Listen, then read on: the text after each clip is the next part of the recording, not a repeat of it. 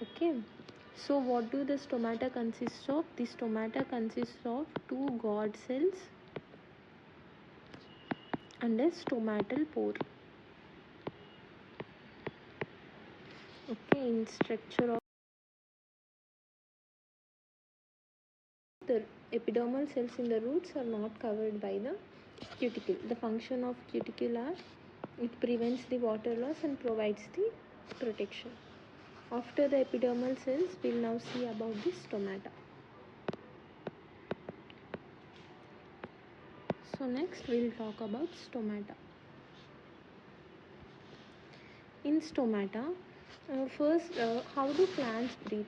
Do plants have lungs like us for exchange of gases? We breathe in and out through our lungs.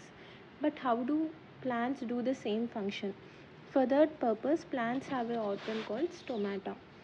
So, this stomata is present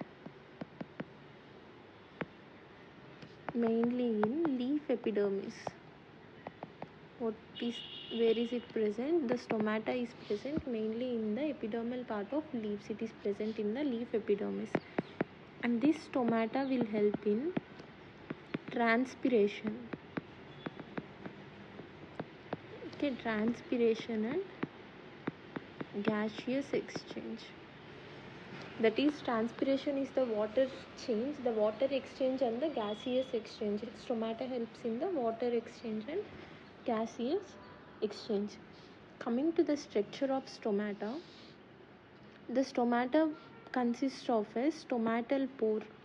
Like if this is a stomatal pore, we have two guard cells around it. Okay, so what do the stomata consist of? The stomata consists of two guard cells and a stomatal pore. Okay, in structure of stomata, we have two types of cells, the stomatal pore and the guard cells. We'll look at these functions also. Coming to the function of guard cells, these guard cells are bean-shaped cells. Bean-shaped cells in most plants. In most plants, the stomata are the bean-shaped cells, but they are dumbbell-shaped in the grasses. So in grass, how do they look? They look something like this. We have a dumbbell-shaped guard cell, and in between we have the stomatal pore. This kind of stomata is seen in grass. Coming to the wall thickness, we have a inner thick wall and the outer thin wall. See, the inner wall here would be thick. So in a guard cell, we have inner thick wall and the outer thin wall. Okay, we have seen the shapes. Most of the plants have bean-shaped guard cell. In grass, we have a dumbbell-shaped grass cell. In grass, we have a dumbbell-shaped guard cell.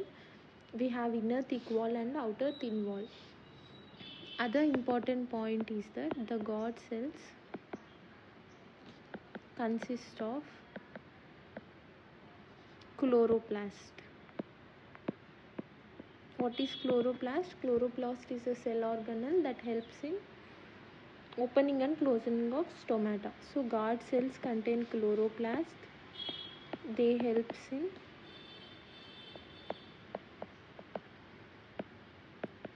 opening and closing of stomata. Guard cells help in the opening and closing of stomata. Guard cells also consist of chloroplast. Chloroplast consists of chlorophyll. Okay, guard cells help in opening and closing of stomata. After this, we'll study about subsidiary cells. Some epidermal cells become specialized and they are called subsidiary cells. Around the stomata, what do we have? We have epidermal cells all around it. So in these many epidermal cells, some of the epidermal cells just around the some epidermal cells around the stomata, they become specialized. Okay, some of the cells around the stomata, they become specialized and they are called as subsidiary cells. Sorry.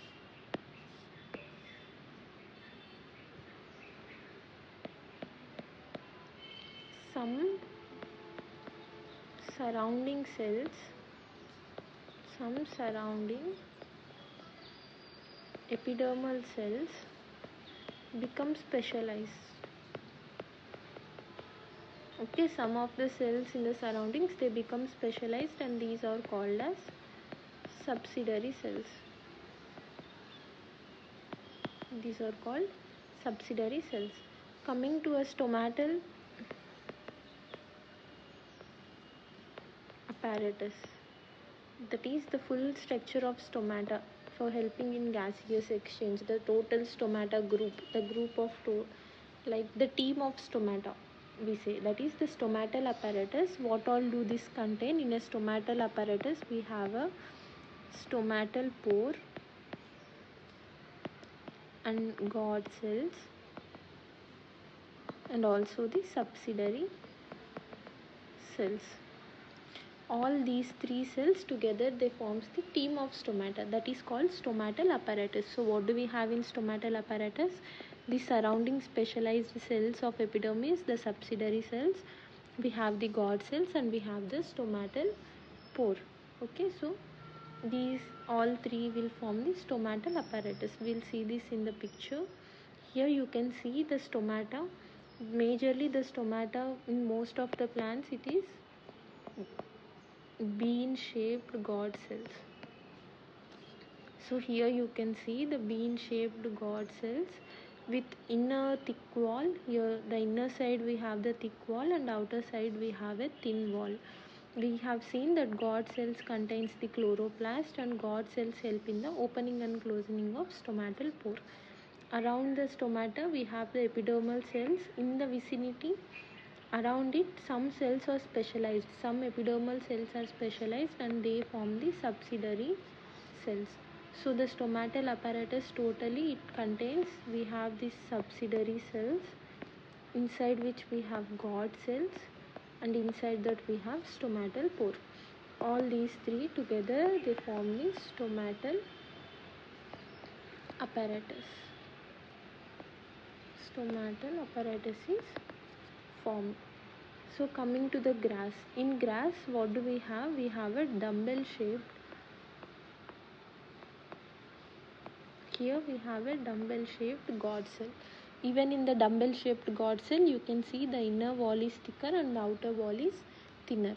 So here these cells around it, the specialized epidermal cells or the subsidiary cells.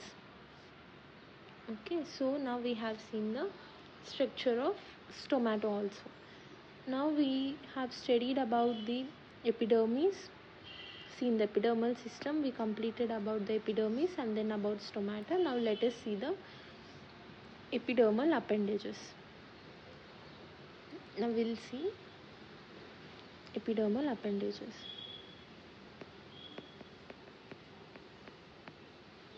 Epidermal appendages. In epidermal appendages we talk about two kind of appendages, that are the root hairs and the trichomes. Coming to the root hairs are unicellular. They are elongated outgrowths of epidermis. They are unicellular and elongated outgrowths of epidermis. If we have a layer of epidermis here, so in this epidermis we have an elongated outgrowth like this in the root part. So these kind of structures are called as our root hairs. Root hairs are unicellular and they are elongated outgrowths of epidermis. Coming to their function is absorption of water and minerals. Okay, their major function is the absorption of water and minerals. So after root hairs we have our trichomes. Trichomes are also called as shoot hairs. Okay, in the shoot hairs, now root hairs are majorly found in the root part. We see them in root. In root they help in absorption of water and minerals. Coming to the shoot hairs, these shoot hairs are found on stem and leaves. Okay, shoot hairs are seen majorly on stems and leaves. They are usually multicellular. Okay, the shoot hairs are usually multicellular. They may be, like the shoot hairs may be branched or unbranched. Shoot hairs may be branched or unbranched. They are soft or stiff. Sometimes they may be soft, sometimes they may be stiff also, and they are secretory in nature. So they secrete some of the plant parts, not the plant parts, some of the secretions of the plant are secreted through the shoot hairs. Okay, coming to the function of shoot hairs, their function is to reduce water loss, protection and secretion. What is the function of shoot hairs? Their function is to reduce the water loss. They help in protection and also secretion. So we have seen the shoot hairs and the root hairs. Okay, we have seen the epidermal appendages. All three parts of epidermal tissues are covered. We have seen the epidermis here, and also the stomata, and also the structure of epidermal appendages. Here what you see is a epidermal root hair. So this is the epidermal cell, and we see a classes, students keep writing notes, while doubts stay uncleared. Hours of self-study, yet biology still feels confusing. Because sometimes you don't need more lectures, you need personal guidance. At Crack Mentors, students get live, personalized online one-on-one biology classes with dedicated faculty support, personal doubt solving, and focused improvement strategy.